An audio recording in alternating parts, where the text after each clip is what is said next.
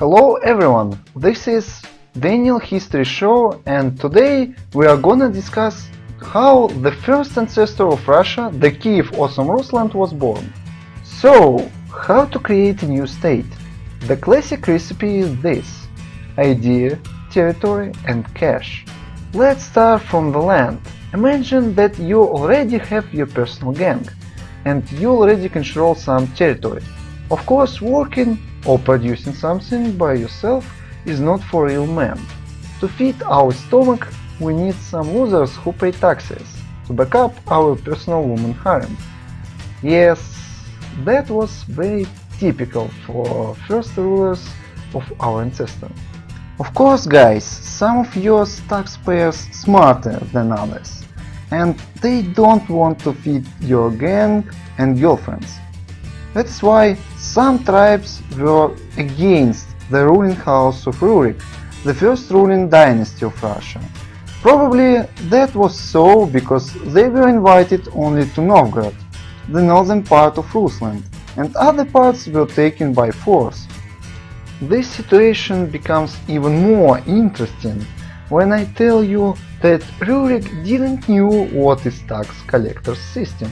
That is why they just easily organized long-going tours through all cities and lands and took everything what they want and as much they want. Situation changed by incident when Igor Rurik was traveling with his friends and somehow they decided to visit the same city twice. To cut long story short, after this amazing and super creative idea, they died. As it happens in all good stories, soon it was picked by his wife Olga and Kiev got its tax system. Yeah, that caused some people deaths, many various plots, such as "There's an amazing Russian sauna!" because she wanted to take her revenge for her husband. But nevertheless, we got our financial basis. And now it is the time for history lesson. Don't joke with Russian women's boyfriend if you don't want your city to be destroyed. Collection of Russian wisdoms of rebels. Okay, as far as we have cash, we need to come up with the idea how to make real income and unify our economy, because taxes are good for us, yes, but it doesn't increase the total number of currency within the state. In order to make some extra cash and provide the economic foundation of the state, they were a trade route from Scandinavia to Byzantium Empire or Eastern Roman Empire. But just trade is barbarian style, you know. If you want to make communication, you also need to put some love inside. And yes, it was a very strong kind of love, guys. As we say it here in Russia, if he hits you, that means that he loves you. It provided benefits to Kiev traders and brought Christianity of Byzantium Church, because traders and nobles in the southern part of Kiev Russland were inspired by this religion, probably because that is how they could get even more preferences without brute force. Kiev Russland controlled the most of the trade route, but economy doesn't mean stability. Another important step is to become Christians. Why Christians? Because it is fashionable dudes and keep our taxpayers silent, because they will live a better life in heaven, so now their pleasures can wait a little. This important step was made by Vladimir the Saint. Not this Vladimir. Also famous as Vladimir Sunshine.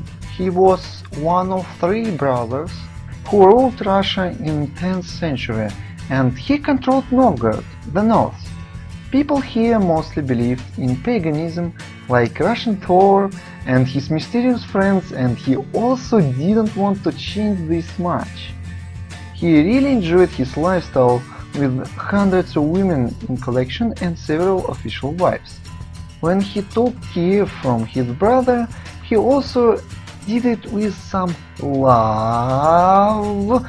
he started to work under common ideology.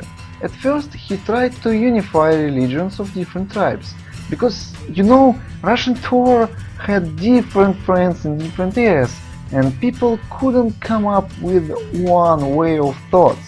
By this reason he organized something like a trade market of thoughts.